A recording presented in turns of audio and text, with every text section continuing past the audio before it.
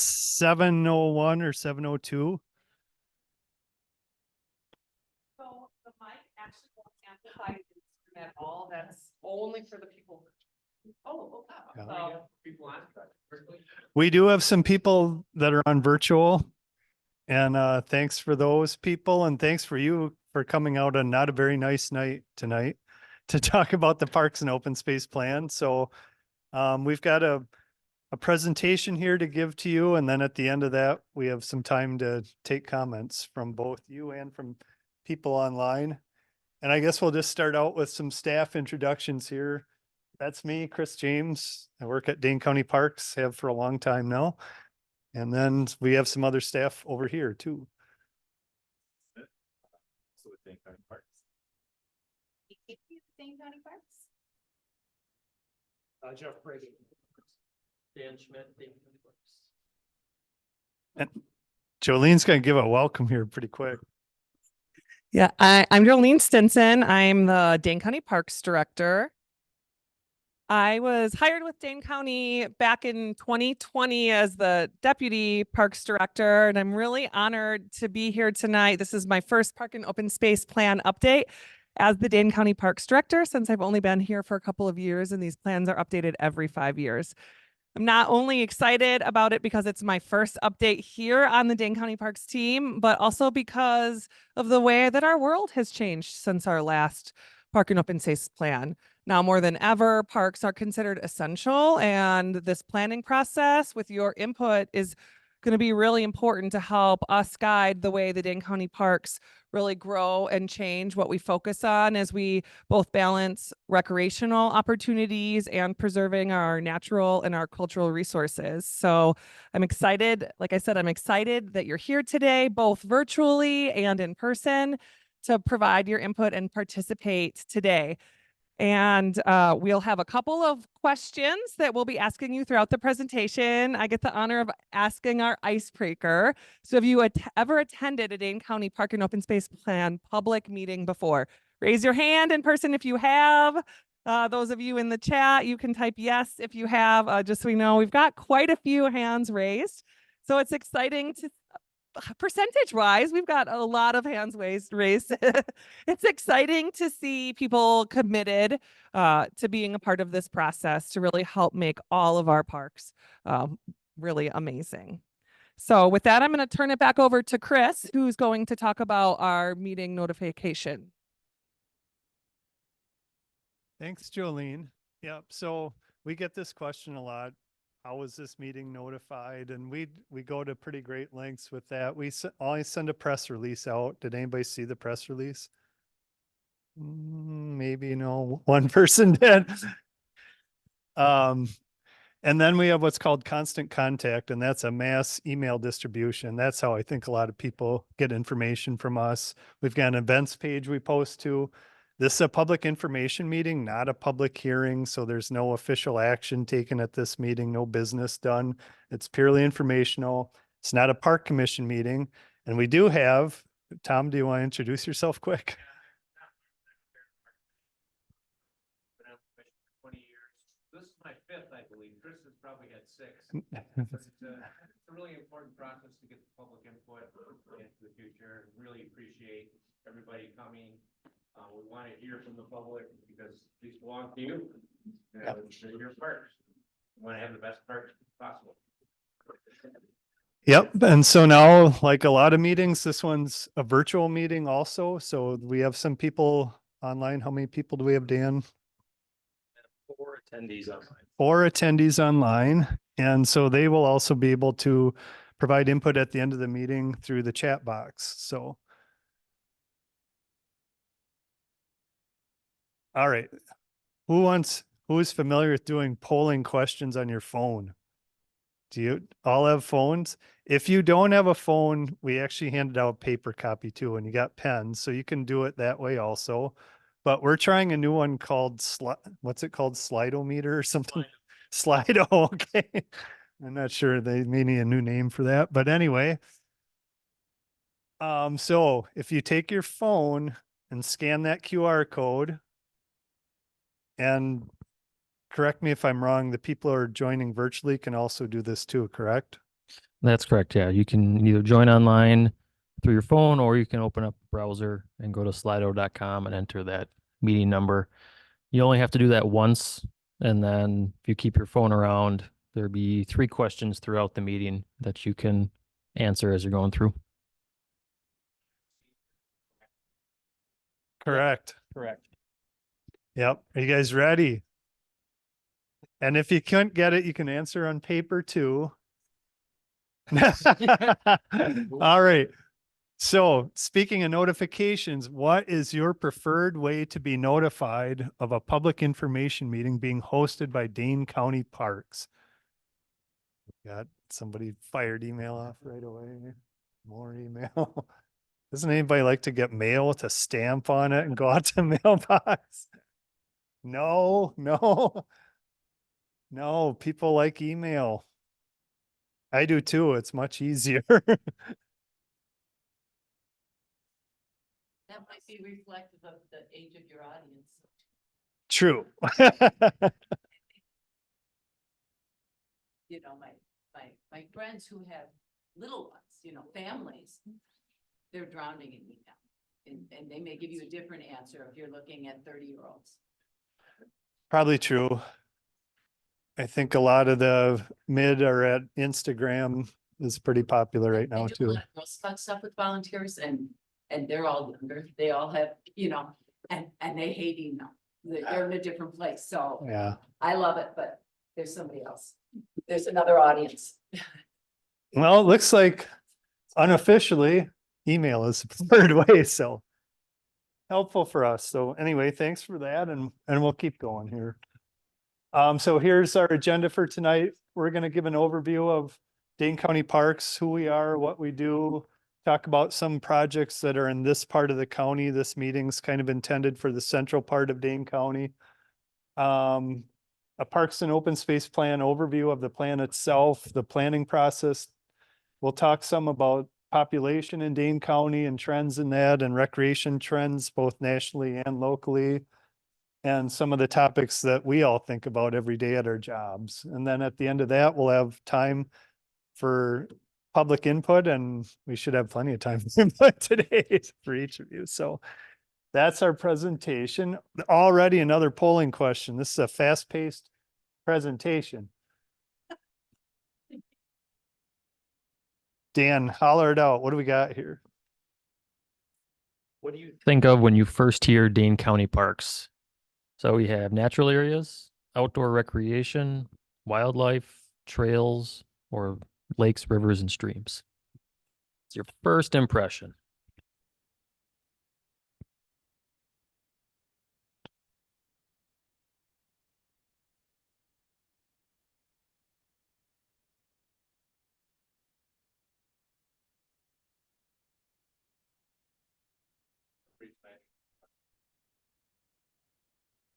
But you did get the other one. Did everybody else get this? I'll do it for you. What do you have? Okay. Natural areas, trails, outdoor recreation, wildlife, lakes, rivers, and streams. All of the above. You gotta pick one. First. You can be the trend breaker right here. Outdoor recreation, all right. There you go. There we go.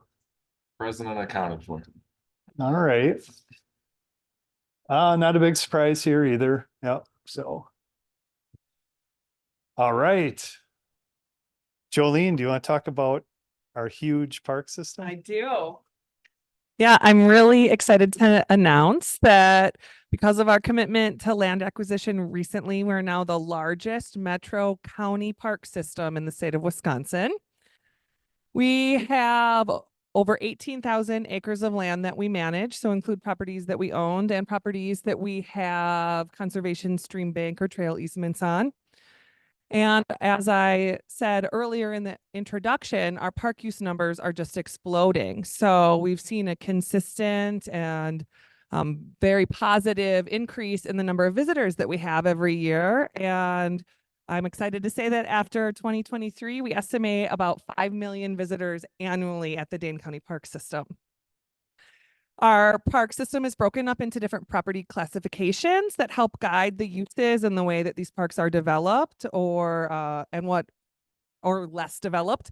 So of course, our most developed properties are our recreation parks. We've got 25 of those. They include our dog parks. There's 8 of them, 2 disc golf courses, 4 lake access sites, 5 campgrounds, and all of our numerous group campsites are all found within our recreation park classification properties. We also have 20 wildlife areas that allow for public hunting, 14 natural resource areas, 4 historical or cultural sites, 2 county forests, over 100 miles of trail with many different users on the different trails. I already talked about these easements and the group camps. And then the Lussier Family Heritage Center, that the building that we're in here today is a park facility. And this facility is undergoing a change too into really our environmental education hub. So where we've been a rental facility for weddings and other meeting groups, now we've really brought the focus of this building back to becoming a community land and water education facility. So you'll start to see more big community events focusing on resource protection that our staff at Land and Water are going to be hosting. We're having a full summer camp here this summer and really focusing on an increase in our environmental education here at the Lussier Family Heritage Center. So it's a lot of park system with wonderful amenities that we manage. Yeah, I just want to underscore that we are the biggest county park system in Wisconsin. And you don't even have to say metro. There's county forests that are bigger than us, but county park systems, for years, well, when I started here, Waukesha County was bigger than us and Milwaukee County was. For years, Milwaukee County was always bigger than us. Milwaukee County is around 17,000 acres now. And so actually we're ahead of them by about 1,000. If you count easements, we're close to 19,000. So pretty impressive. Proud of that. So, all right. What are we talking about here next? Current projects. Who has heard of this project, the Glacial Drumlin to Capital City Trail Connector project? I've been here 23 years now, and I've been working on this project since I walked in the door. This is basically a connection that we've been trying to do to hook up Cottage Grove to Madison along that rail line corridor. And for a variety of reasons, east of Buckeye Road AB, there's some challenges there. Right now, we're really focusing just on this piece from Buckeye Road, coming underneath the interstate to Wagon Trail Road, which is right over here, and just trying to make this connection, which doesn't seem like a lot, but it actually is, because for bikers right now, the only way to get out of town in this area is to drive on Buckeye Road, which isn't a super bike friendly road. This is going to allow people to circumvent this part of Buckeye and get out in the country quicker. So this is actually slowly moving forward. We were awarded about a $5.5 million community development block grant for this earlier this year. So this project is moving forward, and fortunately I probably won't see this completed, but it's coming on fast here. So that's kind of exciting. This project, though, I will see completed because it's right out the door and across the field here. And this is another project that doesn't look like a lot, but this is called the Wachita Connector Trail. This is the Wachita neighborhood down on the southwest shore of Lake Wabisa, just right over here. And so this connects that neighborhood and another rural bike on-road bike network up to, this is Libby Road. We're sitting probably right about here. This will connect us up to the Lower Yahar River Trail. And so this is really significant again, because when you're on Cap City Trail right over here, come into the park and head south, and you don't have to ride on Lake Farm Road. And that's very significant too. If you ride a bike, you know that. Here's another project, and it just kind of demonstrates the diversity of our park system and the different departments and divisions we work with. This is actually a wetland mitigation bank, something new that we're getting into. But here I want to highlight too that the whole Parks and Wetland Mitigation Bank was part of the last update to the Dane County Parks and Open Space Plan. So this idea kind of hatched in meetings and process just like this. And so we're working right now with the Dane County Land Conservation division that's part of our department, Land and Water Resources, to do a wetland mitigation project here. Alex, you've been working on this. There's some public access here too, right off river. It's done. This is done already. All right, congratulations. Shows how fast we do things sometimes too. So this is a partnership with DNR, NRCS, the Wisconsin Waterfowl Association, and US Fish and Wildlife. So pretty cool project there. Jenny and Kyle Park Restoration.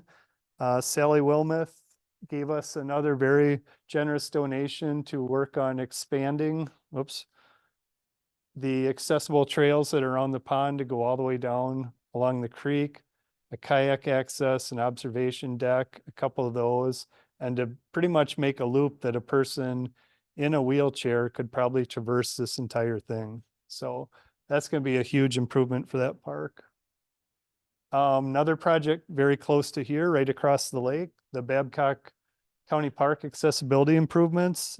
And so not too long ago, we purchased this point of land at Babcock Park. And so what we're going to do is actually punch the road of the existing boat landing through and create some accessible fishing areas around here, a couple accessible piers. We're actually, what a concept, we're going to move accessible parking from here actually by the restroom and have an accessible path to the restroom. Huge improvement for this giant. And we're also going to create some areas to trap stormwater so it's not just running from all the parking right down the ramp and into the lake. So very significant upgrade for this. This is one of the busiest launches in the Madison chain. And then a very popular, we get asked all the time for toilets at our dog parks, and we're finally starting to do it. In fact, we put some money in the budget last year or 2 years ago, I think.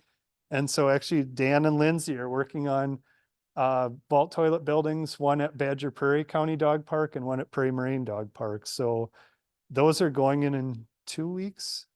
2 weeks, these are going in. So, and they'll look very similar to this right here. So some really great stuff going on all around here. We're busy all the time. We have lots of projects. All right, so now I'm going to turn it over to Alex, and he's going to talk about the Parks and Open Space. Thanks, Chris. Clicker, got it. Stand where you were standing so everybody can see me. So how do we get to all those great projects that Chris just showed us? Well, we go through a Parks and Open Space plan update like we're doing here tonight. So a lot of these ideas came from, our input, past input from past planners, but mainly the public input process that we're going to kind of talk about tonight. So we update our Parks and Open Space plan every 5 years. Does anybody know how old the Dane County Park System is? Care to venture a guess? Jolene knows. I know she knows. 89 years. We bought the first park in 1935. We've done 50 years of Parks and Open Space plans. This will be my third. Jolene's first, she mentioned. Chris, 5. So these are all the previous plans, and we're on to the next one. So what is a Parks and Open Space plan? Well, it's a common vision for the park system, recreational opportunities, resource protection initiatives, but it's kind of a county-wide vision. So it's a very zoomed out vision for the county park system. And what does it allow us to do? It allows us to check in with the communities. There's a lot of townships in Dane County, a lot of villages, a lot of cities, a lot of stakeholders. And this gives us a chance to step back from our project planning and check in with the communities and check in with the public to see what the new trends are. What do they want to see in certain areas of the county? And what do our stakeholders, partners, and local units of government want to see from us as we move forward in the next 5 years? And it's also a mandatory requirement for us to pursue stewardship grant funding from the state. They require us to update it every 5 years. And so we can apply for some of that grant funding to create some of these projects. So what comes out of this is this great big beautiful map here, right? But there's also a report that's attached to that map. In the report, there is all kinds of things on our vision statement, our goals, our policies, and our priorities for the next 5 years.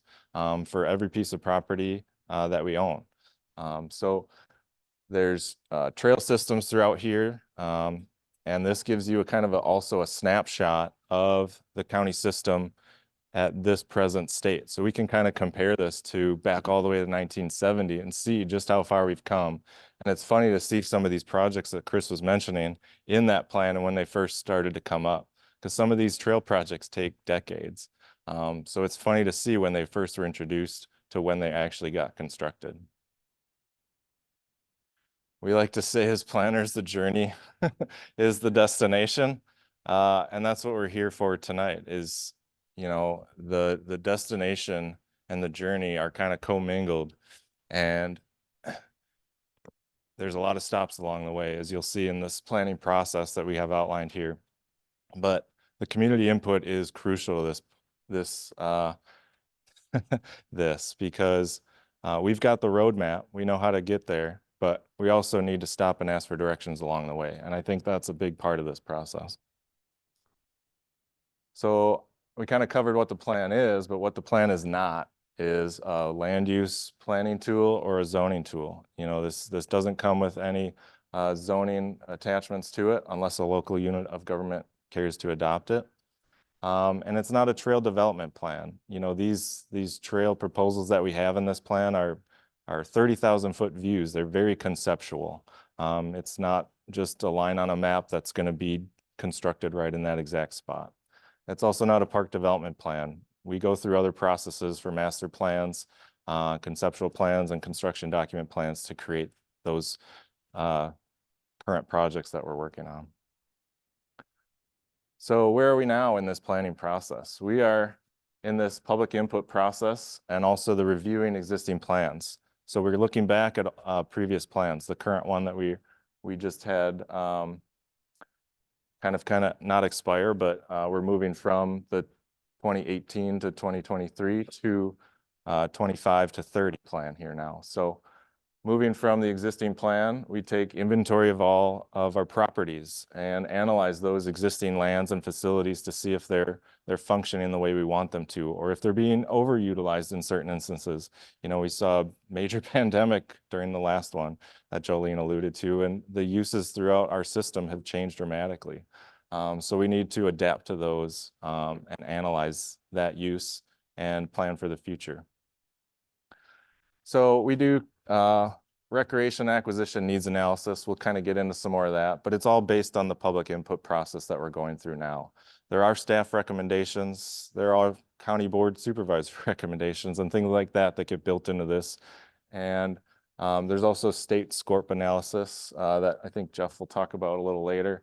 And then the actual park use, the survey data that we gather, and the traffic count information that we gather in the field. So we compile all that data, organize it into draft plan recommendations, and then we come back and ask for public comment on those draft recommendations.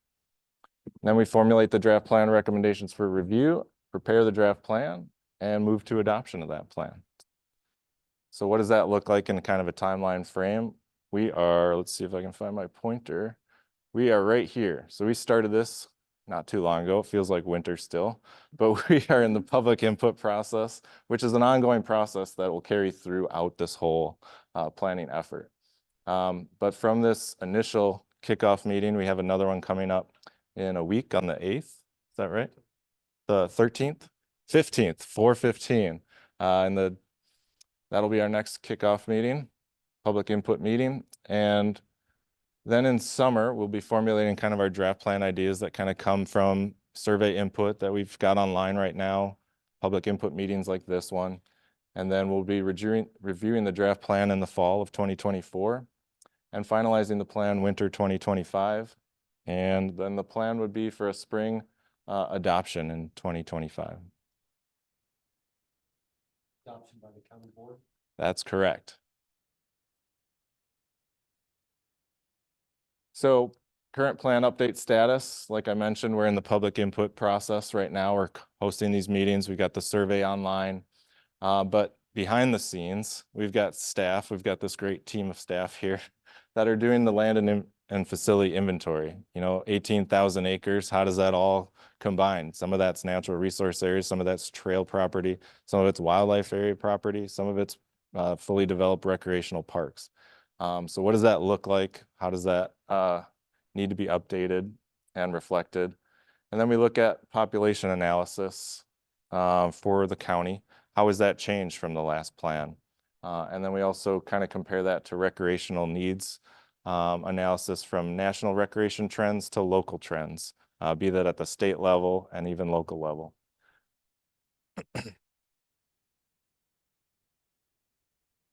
And as all this is going on, there's still a lot of plan recommendations that carry forward from plan to plan to plan.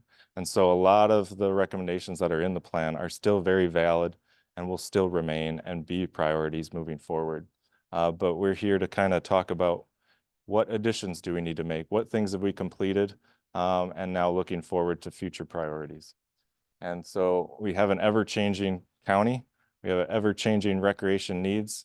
And so we'll kind of dive into some more of that here. And I think I'll turn it over to Lindsay for demographics. Thank you. All right, so I'm going to talk a little bit about demographics tonight within Dane County. So what are demographics? They're statistics that describe the population of people and their characteristics, like the population size, age, and race. So the population in Dane County, when we were studying it, is growing. Still the fastest growing county in Wisconsin. And it's the second highest population in the state after Milwaukee. Basically 16.1% growth from 2010 to 2022. So we've been trending since 1970 upward. So what does this mean for us?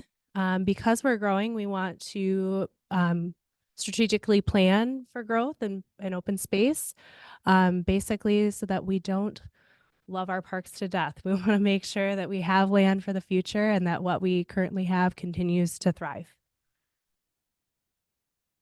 When looking at population growth within the county, we have the northeast part of the county continues to be one of the fastest growing areas, like Sun Prairie, Windsor, Bristol, DeForest, and then central Dane County as well. So with that helps us to plan locations for future parks and connections, as well as future acquisition priorities within the county. As far as age, we have learned that the older population continues to grow in Dane County. It's a great place to live, so people tend to stay here and kind of age in place. So it's planning for that future for the older population. And then we're also seeing that the younger population is declining. People are having less and less kids. So just making sure we're accommodating for that growth and maintaining and keeping them active and interested in the park system as well. So that means that we want to make sure we're preparing multi-generational uses and spaces and having accessibility within our parks so that people can access the beautiful land we have. For race and ethnicity, we're noticing that diversity is growing within Dane County. Our population, the white population has decreased and the Asian population has grown 1.7% from 2010 up to 2022. And what that means is that, something that was interesting was that national recreation trend planners estimate that 72% of people that use outdoor recreation are currently white. So that if we don't adapt and become more diverse over the next 30 years, our outdoor participation rates will fall. So why does this matter? We want to make sure that we include all people in our parks, make people feel very welcome. We want to sustain future support for conservation of our public land and better understand what needs we need for the future as well as eliminate barriers in parks like signage and access and things like that. So overall, Dane County's population is growing. We're trending upward. We have the second highest population in the state. Our older population, 65 and up, is growing. It's one of the fastest growing age ranges. And we have one of the most diverse populations in the state. So now I'll leave it to Jeff for recreation trends. All right, thank you, Lindsay. So we're going to talk about recreation trends here. Oh, go the other way. Sorry about that. Polling question. Got your phone ready? A phone, paper, pen, whatever it may be here. All right, here we go. So Dan, you want to read this? Sure. If you had to choose one favorite outdoor recreation activity to participate in, which would it be? Walking, hiking, or running? Fishing? Nature viewing? Dog parks? Disc golf? Camping? Biking, or mountain biking?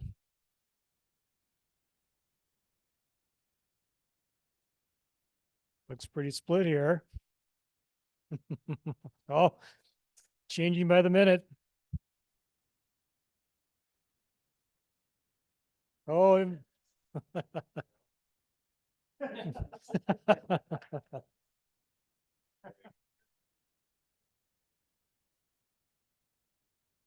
all right.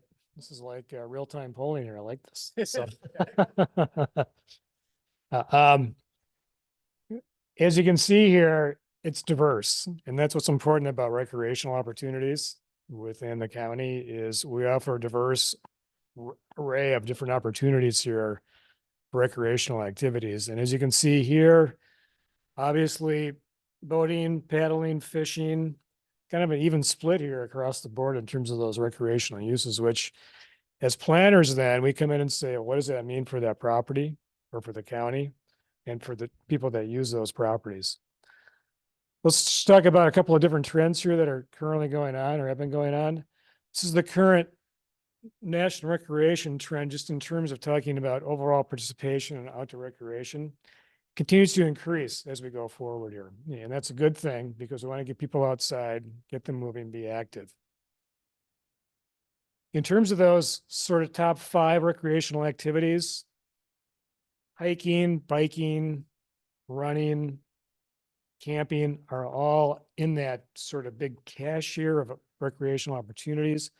Those have all increased here in the past 10 to 15 years, which is also good for us too. So what does it mean for us in terms of these trends? It means that we need to think about the population that's increasing here, the migration into the county from outside the county or outside the state.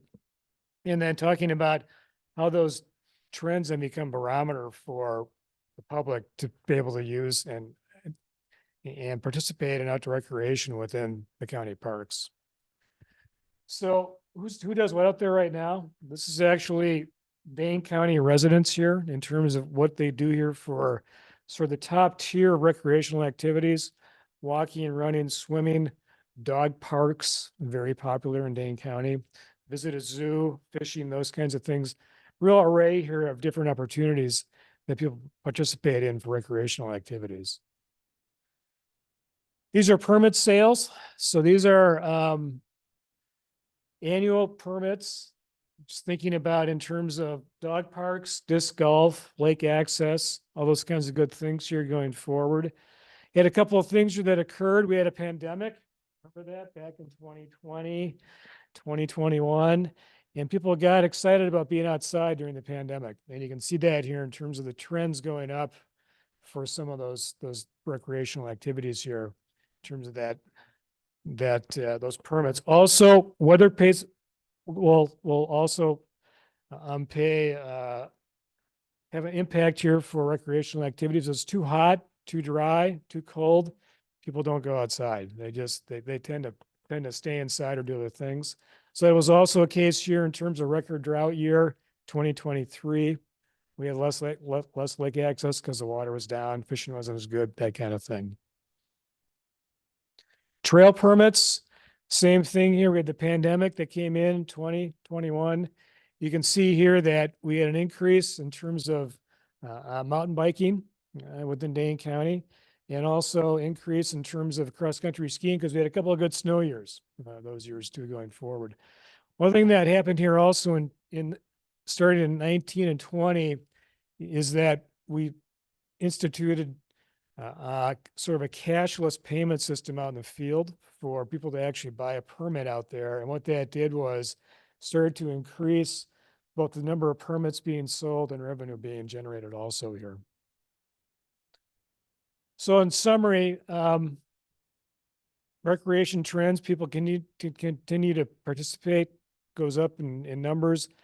Very popular running, hiking, biking, walking, fishing. Those are the very popular activities here in Dane County. And also dog exercise areas, trails, hugely popular here. Disc golf, also very popular here in Dane County too. So with that, I will hand it over to Jolene. Thanks, Jeff. All right. So what does this demographic plus what we know and hear from the public and from our supervisors and our elected officials, how does this all come together? And what are the things that are cooking in my teams, in my head, you know, as we kick this off, or really all year round, every year? Some of these topics are really the highlights. So it's the regional trail project priorities. You know, we have that beautiful map of where we at a high level want to make connections across all of the communities in Dane counties. And how do we prioritize which connections are made first? It's always a push and pull because, you know, we and all of the users too, we want to see them all go right away. But like Alex said, it takes decades to plan these projects, to get the land secured, the money to construct them. So even though we're all excited about those and we know the local communities are really excited about their specific regional trail connections, the prioritization of them is a constant conversation. System-wide, we have a very strong focus on improving accessibility and inclusivity across the whole system. Coordination with other divisions of land and water on stream and wetland restoration projects has been increasing for us recently. That example that was shared earlier at the Cherokee Marsh Wildlife Area with the wetland mitigation is a good one. We've got some wonderful engineers that work in land and water that are working to do some of these great stream and wetland restoration projects on parkland. So making sure we're all working together and communicating on those. Measuring carbon sequestration for restoration projects is a new initiative that we're really excited to be doing. As we measure our impacts on climate change by doing this restoration work, I'll jump down one more bullet. We're also really focused on climate change impact, not on what our work is doing, but how the recreation in our parks are affected by climate change. So thinking about what a terrible cross-country ski year this year is, and many years have been recently. How does winter recreation change in a community in southern Wisconsin as climate change continues to affect us? And then what opportunities do we provide as park system managers for positive outdoor recreation in lack of snow? Renewable and green energy, jumping back up one bullet point, thinking about the solar shelters that you see here at Lake Farm County Park as a great way where we can incorporate that green energy into what is, you know, a high level energy use with the campground, and also gives us another space that you can be in under a shelter. So it really is a multi-purpose facility here with our 2 solar shelters that are award-winning, by the way. Cultural resource preservation practices and policies, pandemic impact recreation. A number of the speakers tonight talked about that. Not wanting to love our parks to death, but knowing that we need to accommodate what will likely be increased or sustained higher level of use over time. So we've got full parking lots. We've got people that are learning trail etiquette. We've got more permits, people doing permitted activities. So they're having a larger impact, not only on those trails, but perhaps etiquette issues and enforcement issues too. So both the facility use and the visitor services or the people management of all of those pieces.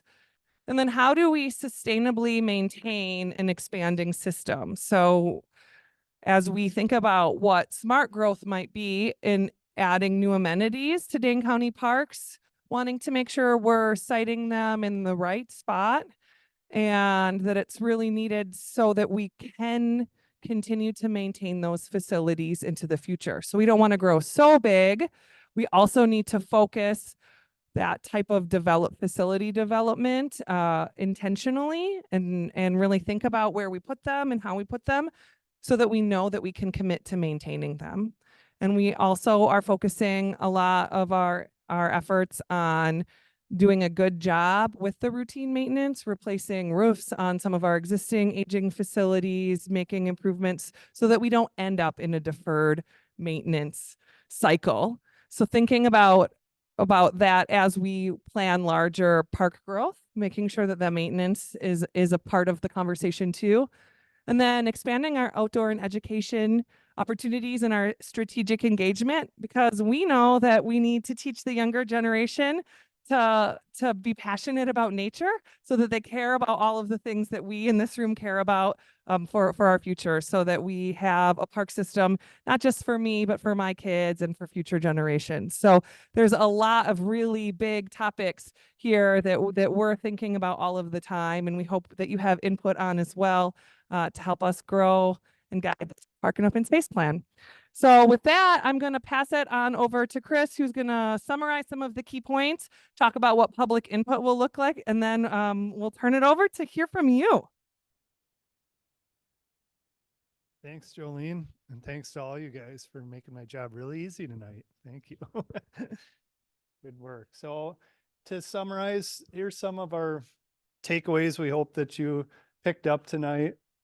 Dane County is the second largest and fastest growing county in Wisconsin. I do not see this changing for the next 10, 15, maybe this will never change. We're always going to be second to Milwaukee in population. And I do think we'll probably always be one of the fastest growing, at least for another 5 to 10 years. And we are the biggest county park system now too. And I think those two kind of go hand in hand.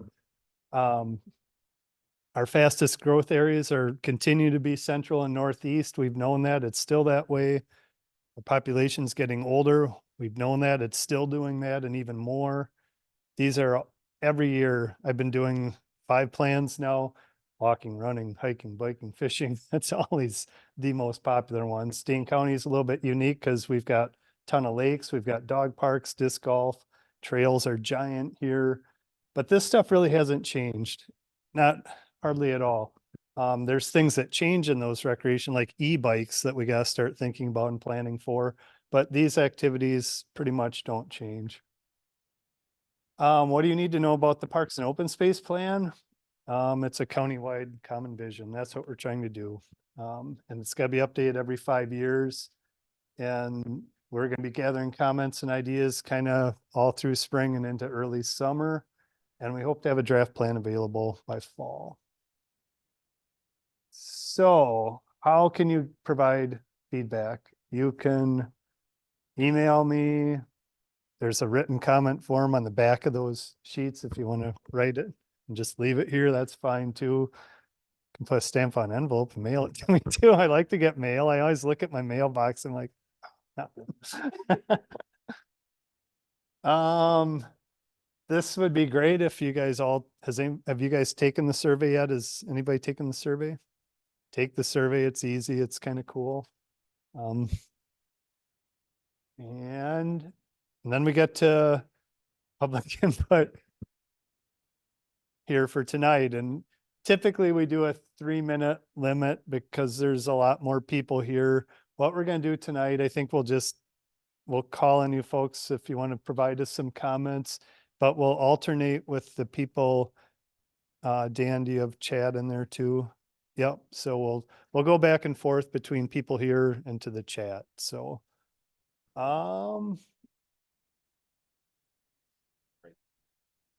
Yep. what's that? Oh, okay. Yeah. So if you're listening online tonight, participating virtual, so submit a written chat to us and then we will read that as it comes in. So let's start, Bob, let's start with you. Now, does he need a microphone? No, I can talk real loud. But the people online won't be able to hear you. Oh, I unless got you- You're being recorded. Okay, no, thank you. So I have some very specific questions. I'm wondering if in the 5-year plan in the draft, will there be will it address the connector trail from State Farm Road north to the Glacier Drumlin Trail? And I might as well give you my questions. The second one is, I noticed on the last 5-year plan that going, and might have been the one before that, that there were dotted lines from Camrock Park to Silverwood Park. And I'm wondering if those dotted lines are beginning to look continuous or, and then I also wanted to just applaud you all for the great job you're doing, especially out in the Cambridge, Rockdale area where I'm from. That's all I have right now. Gosh, I can't believe I didn't even use 5 minutes.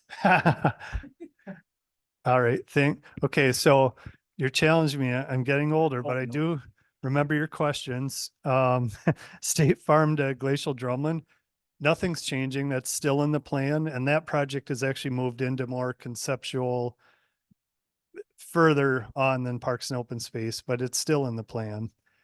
At the opposite end, though, you mentioned the conceptual connection to Silverwood will still be in the plan. We haven't done anything on that yet.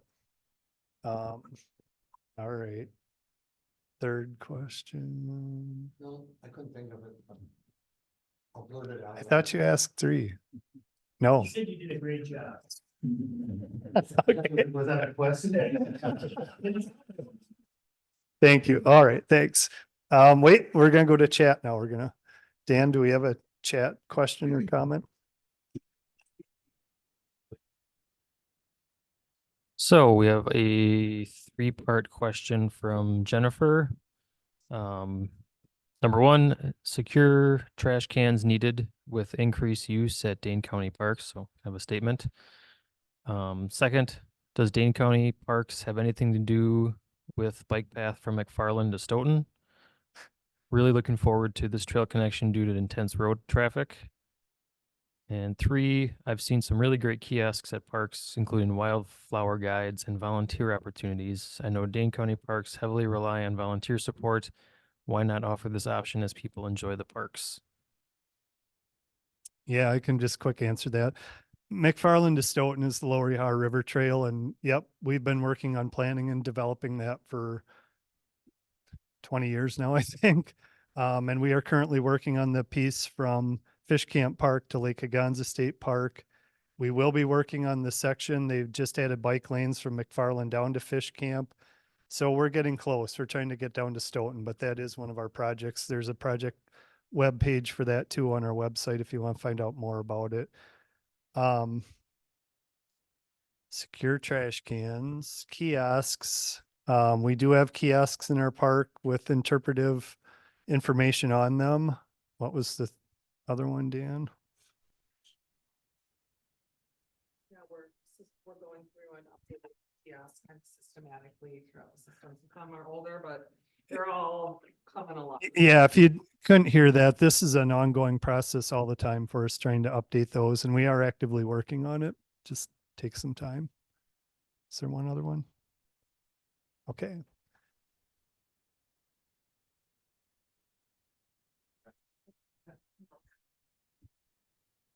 Hi, I'm Pat Coyne. I live in Monona. I've never participated in this, so I'm a newbie. I was going to just talk about how I use the parks and what I treasure about the parks. So I being from Monona, hitting the Cap City Trail is lovely. So let me just say I love the Cap City Trail. But that's not actually the focus of my comments. I just wanted to give you accolades because I use it so much once it gets 60. But since the pandemic, I have hiked twice a week with 2 different groups of hiking friends all over Dane County, some in your parks, some in anything we can find to do that. We're all retired women. We're all in our 60s and up. Okay. And we love to hike. We'll go 4 to 5 miles. So it's not a stroll, it's a hike. I want to tell you the things I love. I love the signs at Fesky. Okay. The trail signs in Fesky are delightful. I love those signs, every single park, to that extent, to that detail, because they really help us out. I really appreciate it when we hit wet weather like this, that some of your trails are paved. So the fact that you have some paved options for us are great, because that's something we like. There are times where we really appreciate the planning for collaborative use. So my example is at McCarthy. Well, when we get enough snow, we love to snowshoe, but we have to share with the cross-country skiers. And McCarthy seems to do it really well. We've got spots and they've got spots, and we're all planned for, so we're all welcomed and we're all included. And I like that approach, where you've got a trail that has multiple users, and you figure out how to make everybody have a spot so that they aren't impacting the other group that also wants their spot. McCarthy's a perfect example. And so when you do your hike or your trail planning, if you can do more of that, using that kind of model, I think that's really valuable. Let me see what else I've got. I like the informational signs at Prairie Moraine. Who put up the signs about the fact that you can stand at that gap and see where the glacial water broke through? I just love those kinds of signs. I don't know where they came from. I don't know where, but they're a delight. And I really appreciate having those. I hope I'm not over my 3 minutes. And the one thing that I would like is if it was easier to get a holistic view of all the hiking options there are without having to go park by park. For me, where sometimes it's like, you forget about a park, right? Like we haven't been to Stewart Lake for forever. And I was like, oh my gosh, it's been 2 years since we've been there because we just forgot about it. So if there was not just a park orientation, but a activity orientation for finding information, I think that would help me and my friends. So I don't have Good. anything else. Great comments. Thank you very much for those helpful comments too. Dan, do you have another one in the chat? I do. I have one from Supervisor Downing. On March 13th of last year, Chris wrote that a Dane County community garden behind the Mount Vernon Church did not fit the current park and open space plan criteria. How about expanding those in the 2025 park and open space plan to include this idea?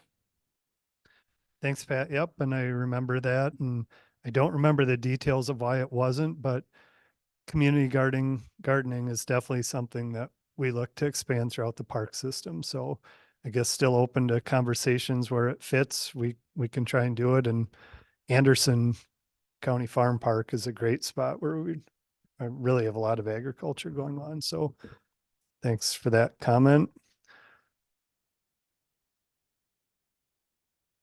Either one.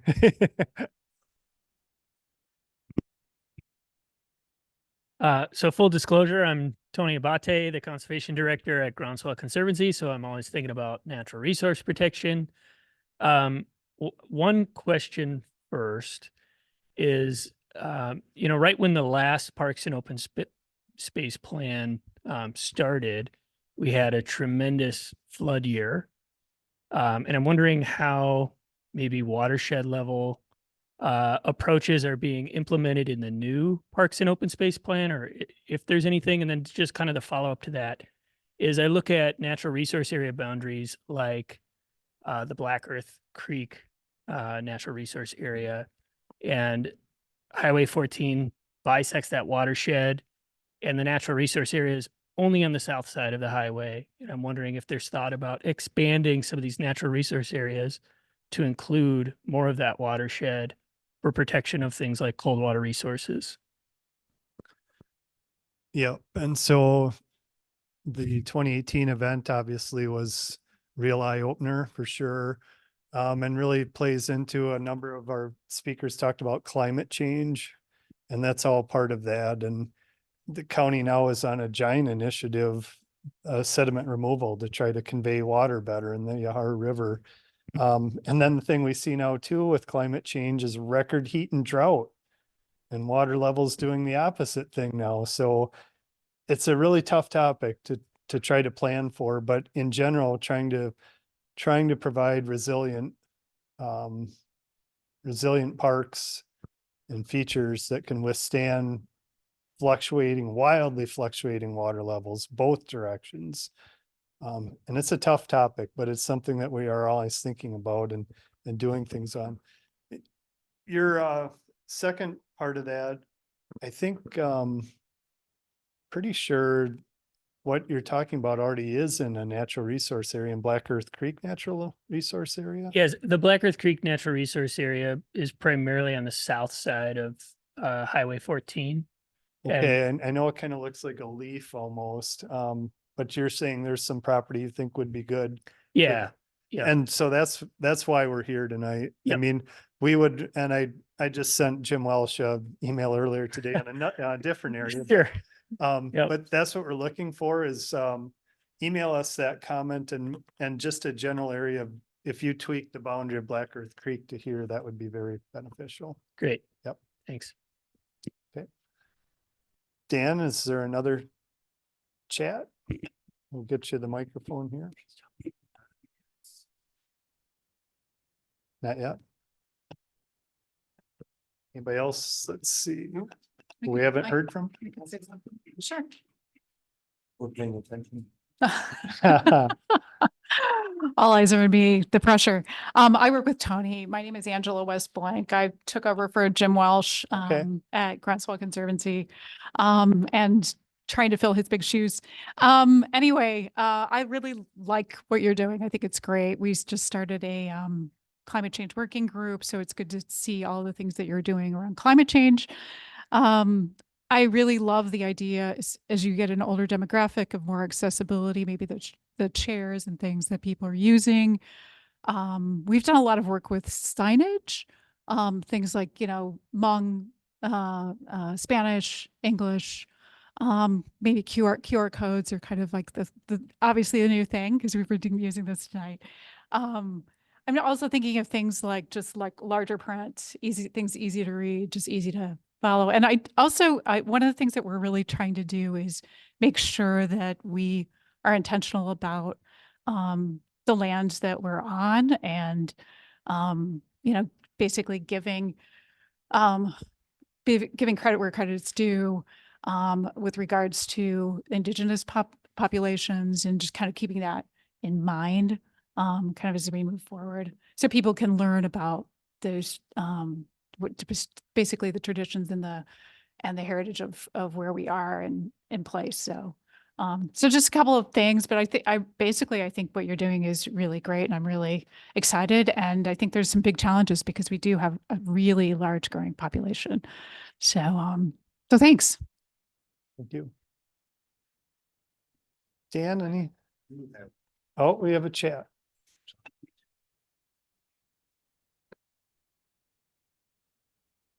I have a statement from Roe Parker of the Anderson Park Friends. Anderson Park Friends continually collects feedback from the community. Our priorities within the context of the park's master plan are 1, day use areas, specifically a park shelter. This is number 1 in our needs assessment year in and year out. Number 2, priority is in agriculture and expanding current features to create the market garden and agricultural education mission. This includes working with Anderson Park Friends to create operational infrastructure such as storage. This also includes updating and utilization of the 805 farmhouse. The third priority is the development of the western parcel of the park off of Locust Grove Road. A plan is needed. Continue and expand the forest restoration and building of prairies in the Savannah area. Our board feels strongly about a passive recreation strategy for the development of the park. Thanks, Rowan.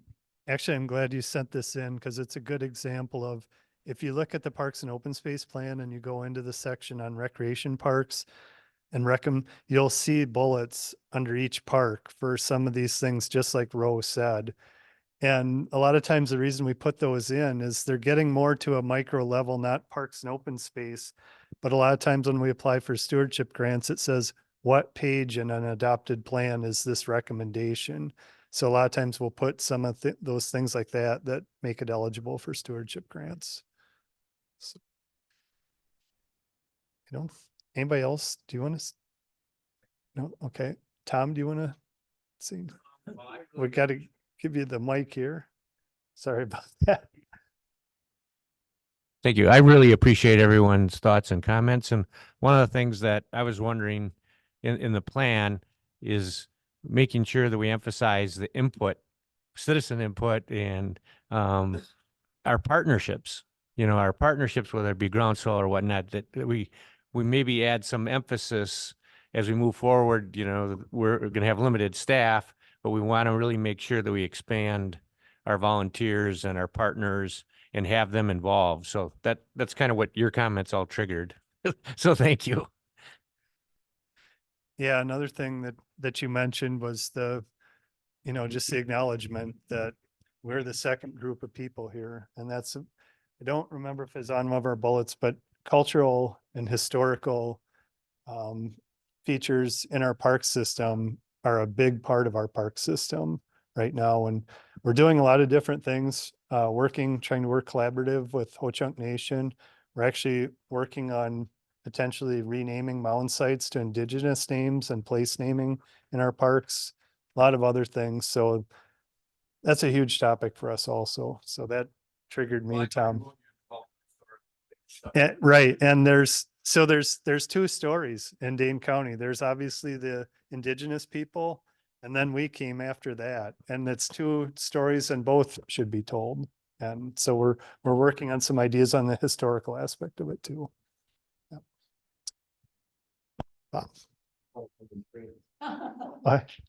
What was that? I missed it. It always comes to me late. To the dog park in Camrock 4. Yes. Yep. Actually, that is on Alex's work plan. Okay. But we are actually meeting on our work plan. Is that next week, I think, but it's coming up, and we wanted to finish Anderson, and that's obviously done now, but in all seriousness, that project is bubbling up closer to the top now. Yep. Is this slideshow available to us? Yes, if there's any more chat. Okay, kind of wrapping up. Yes, this will be posted to the website.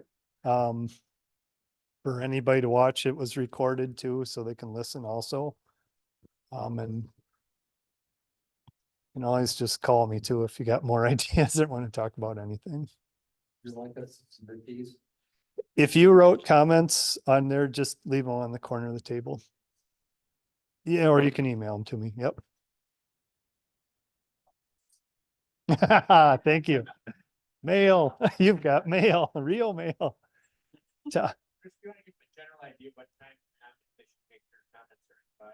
Yeah, and you've got plenty of time. We're really just launching off here. If you get comments to us in the next month, you're fine. Yep. Yep. So April 15th is at the Village of Windsor Municipal Building. And that's going to be very similar presentation, but kind of tailored towards the eastern half of Dane County. So Bob, you might want to come to that one too.